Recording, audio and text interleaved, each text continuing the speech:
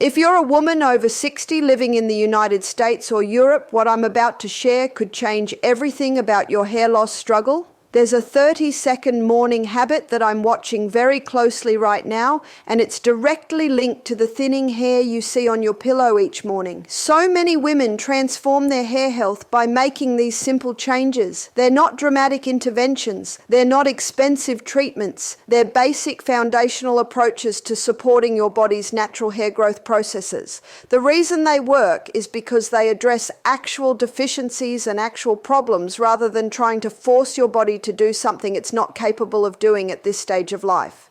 This isn't about expensive treatments or complicated routines. What you'll discover in the next few minutes is based on my understanding of research from leading universities and clinical observations that I've been documenting for years. I'm going to walk you through 5 specific foods and 5 simple scalp exercises that target the root cause of hair loss in women our age. But here's what matters most. Stick with me until the very end, because the final food I reveal is the one most women get completely wrong. Before we start, do me a favor, hit that like button, drop a comment below telling me your age so we can build this community of women supporting each other, and let's get into this together. Let me start by saying something that might surprise you. The hair loss you're experiencing right now, the thinning at your crown, the wide apart line, the handfuls of hair in your brush, it's not just about aging. I've been tracking a specific pattern of hair loss in women over 60, and what I've found is that a simple morning habit most of us do without thinking is actually making everything worse. But before I tell you what that habit is, you need to understand what's happening inside your scalp right now. Now, I'm going to start with food number 5, and I want you to pay close attention because each food builds on the previous one. These aren't random suggestions. They're based on my understanding of nutritional research and backed by observations from my practice where I work specifically with women in our age group. Food number 5 is pumpkin seeds. I know it sounds almost too simple, but here's why this matters for your hair. Pumpkin seeds are loaded with zinc, and zinc deficiency is one of the most common nutritional issues I see in women over 60 experiencing hair loss. Your body needs zinc to repair hair tissue and to keep the oil glands around your follicles working properly. When those oil glands don't function right, your scalp becomes dry, inflamed, and hostile to hair growth.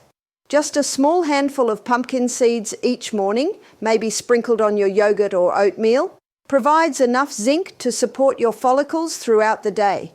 The magnesium in these seeds also helps reduce scalp inflammation, which is often overlooked but critical. You want your scalp environment to be calm and nourished, not inflamed and stressed.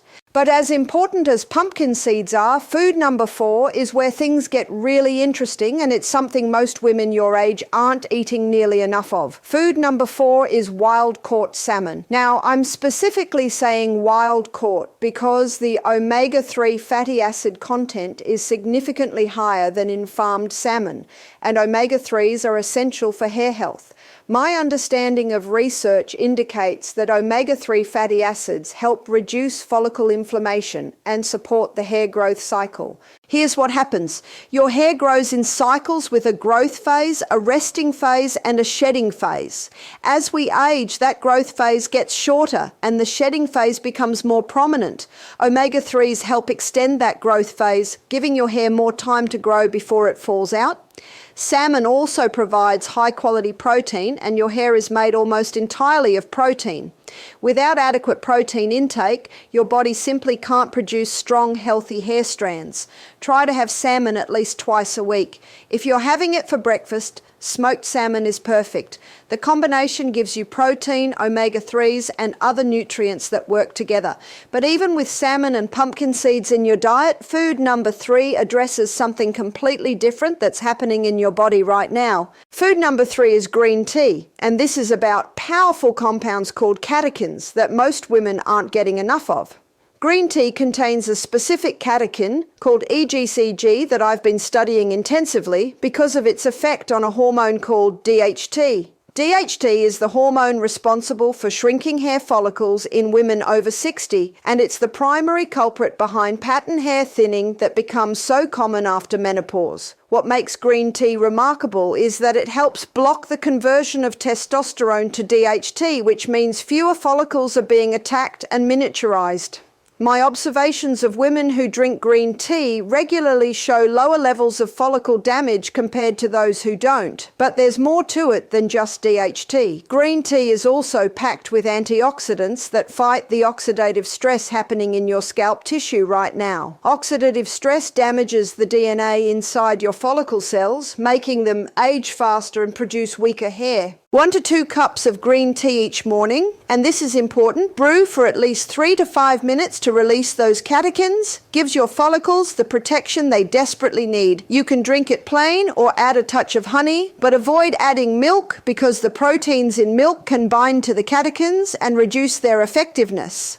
The caffeine in green tea also stimulates circulation to your scalp when consumed, which brings us to why food number 2 works through an entirely different mechanism. Food number 2 is cottage cheese, specifically for its casein protein content. Now, most women think all protein is the same, but casein is special because it's a slow digesting protein. When you eat cottage cheese in the morning, that casein breaks down gradually over several hours, providing a steady stream of amino acids to your hair follicles throughout the day. Your hair is made of a protein called keratin, and your body builds keratin from amino acids. Without a constant supply of these building blocks, your follicles can't produce strong, thick hair strands. My understanding of research on protein timing and its effect on tissue repair indicates that slow-release proteins like casein are particularly effective for structures that require constant maintenance like hair. But cottage cheese offers something else that's crucial for women over 60. It's rich in selenium. Selenium deficiency is more common than most people realize, especially in certain regions where soil selenium levels are low. Selenium protects your hair follicles from damage and supports your thyroid function, which directly affects hair growth. Many women your age have sluggish thyroid function, even if it hasn't been diagnosed, and that thyroid slowdown contributes significantly to hair thinning. A half cup of cottage cheese each morning gives you both the casein protein and the selenium your follicles need. You can mix it with berries, add it to a smoothie, or eat it plain with a sprinkle of pumpkin seeds for a double benefit. But as powerful as casein protein is, food number 1 contains a specific nutrient that most women are severely lacking, and it directly strengthens every single strand of hair on your head. Food number 1 is oats. And this is about silica and beta-glucans that work in ways most women never hear about. Silica is a trace mineral that's absolutely essential for hair strength and thickness, but it's often overlooked in conversations about nutrition. Your hair needs silica to maintain its structure and prevent breakage. Without adequate silica, hair becomes brittle and snaps easily, making any thinning problem look even worse because you're losing hair to breakage on top of natural shedding. My clinical observations have shown that silica intake can lead to measurably thicker hair strands in women experiencing age-related thinning. Oats are one of the richest natural sources of bioavailable silica, meaning your body can actually absorb and use it effectively. But the beta-glucans in oats are equally important. Beta-glucans are special fibers that help regulate your blood sugar levels, and stable blood sugar is critical for hair health. When your blood sugar spikes and crashes throughout the day, it creates inflammation and hormonal chaos that disrupts the hair growth cycle. Many women over 60 struggle with blood sugar regulation, even if they haven't been diagnosed with diabetes or pre-diabetes. Those blood sugar fluctuations are quietly damaging your follicles every single day. A bowl of steel-cut or old-fashioned oats each morning, not the instant kind because those are too processed and lack the same nutrient density, provides both the silica for hair strength and the beta-glucans for blood sugar stability. You can top your oats with pumpkin seeds, a handful of berries, or a dollop of cottage cheese to create a complete hair-nourishing breakfast. The combination of all these foods working together creates an environment where your follicles can function at their absolute best given your age and hormonal status. But even with perfect nutrition, if you're not doing the scalp exercises I'm about to share, you're missing half the equation. Your scalp needs circulation. Blood flow delivers all those nutrients from the foods you're eating directly to your hair follicles. Without good circulation, those nutrients never reach the places they're needed most. That's where these 5 scalp exercises come in. And I want you to do them in order because each one prepares your scalp for the next. Scalp exercise number 5 is the basic scalp massage. And you're going to do this for just 30 seconds each morning. Place your fingertips on your scalp, not your nails, and apply firm pressure. Move your fingers in small circles, working from your forehead back toward your crown. The goal isn't to move your fingers across your scalp, but to move your scalp itself over the bone underneath. This stimulates blood flow and helps loosen any tension in the scalp tissue. Tension restricts blood vessels, and restricted blood vessels mean less oxygen and fewer nutrients reaching your follicles. I often recommend this as a daily practice for women experiencing hair thinning. It's simple, it costs nothing, and it works. But scalp exercise number 4 takes this a step further and targets a specific area where women over 60 often experience the most dramatic thinning. Scalp exercise number 4 is the crown focus technique. Place both hands on top of your head with your fingers interlaced. Press down gently and move your scalp in small circular motions. First clockwise, then counterclockwise. Do this for 30 seconds. The crown of your head often has the poorest circulation because it's the furthest point from your heart and gravity works against blood flow in that area. By specifically stimulating this region, you're encouraging more blood to reach those follicles. My clinical observations have noted that women who focus on crown stimulation often see improvement in that area, specifically within several months. This exercise also helps reduce scalp tightness, which is a common issue that many women don't even realize they have until they start doing these exercises regularly. But scalp exercise number 3 addresses the front hairline, which is where many women feel most self-conscious about thinning. Scalp exercise number 3 is the hairline lift. Place your fingertips along your hairline at your forehead. Apply gentle upward pressure, lifting the skin slightly, and hold for 5 seconds. Release and move your fingers back about an inch. Repeat this process working backward toward your crown. This takes about 30 seconds total. What you're doing is releasing tension in the frontalis muscle, which is the muscle across your forehead. When this muscle is chronically tight, it restricts blood flow to your frontal hairline. And that's exactly where many women see their part widening and their hairline receding. My understanding of research on facial and scalp muscle tension in relation to hair loss suggests that chronic tension creates an environment where follicles struggle to remain active.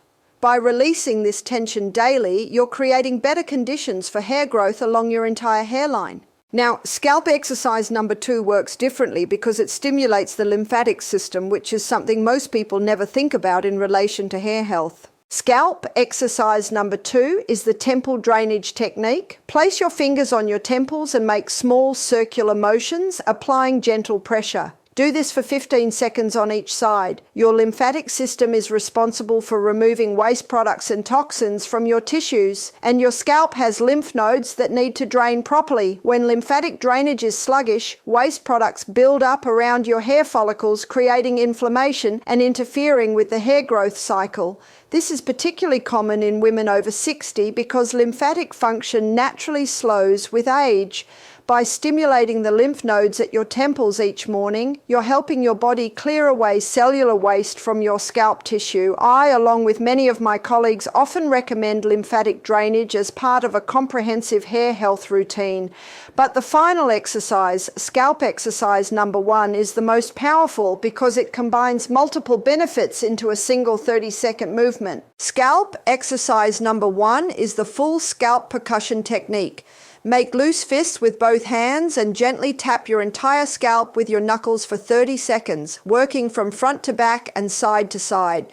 This percussion creates a vibration that travels deep into the scalp tissue, stimulating not just blood flow but also the nerves that communicate with your hair follicles. There's emerging research suggesting that mechanical stimulation of the scalp can actually trigger cellular signaling pathways that promote hair growth. The tapping motion also helps break up any fibrotic tissue that may have formed around older follicles. Fibrosis is when tissue becomes stiff and scarred, and it's more common as we age. When fibrotic tissue surrounds a follicle, that follicle can't function properly. The gentle percussion helps keep the tissue soft and pliable. I have observed that patients who combine scalp percussion with the other exercises often report the most noticeable improvements in hair thickness and reduced shedding. Now, here's what I need you to understand about timing. These 5 foods and 5 exercises work together, but they need time. Hair grows slowly. The average hair grows about ½ an inch per month, which means the improvements you make today won't be visible for at least 2 to 3 months. That's because you're not actually seeing the new hair growth immediately. You're seeing the effects of improved follicle health gradually appearing as your hair grows out. The shedding might slow down first, which is usually the first sign that things are working. Then you might notice your existing hair feeling thicker and stronger. Eventually, you'll start seeing new growth, particularly around your hairline and crown. But you have to be consistent. Doing these exercises once or twice won't change anything. This needs to become part of your daily morning routine, just like brushing your teeth. Let me also address something important about the 30-second morning habit I mentioned at the beginning that's actually making your hair loss worse.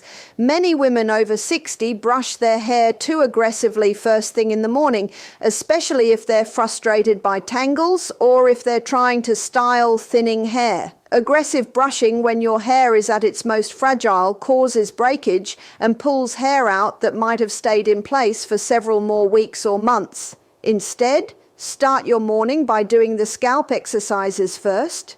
Then, gently detangle your hair with a wide-tooth comb, working from the ends up toward your roots. Never yank or pull. Your hair is more fragile than it was when you were younger, and it needs to be treated with more care. This simple change in your morning routine can dramatically reduce the amount of hair you lose each day. There's also something crucial about inflammation that I need to explain because it ties all of this together. Chronic inflammation is the underlying factor in almost every age-related health issue, including hair loss. When your body is in a constant state of inflammation, it prioritizes vital functions over non-essential ones. Hair growth is considered non-essential from your body's survival perspective, so when inflammation is high, your body essentially shuts down or slows down hair production to conserve resources. The foods I've shared are all anti-inflammatory.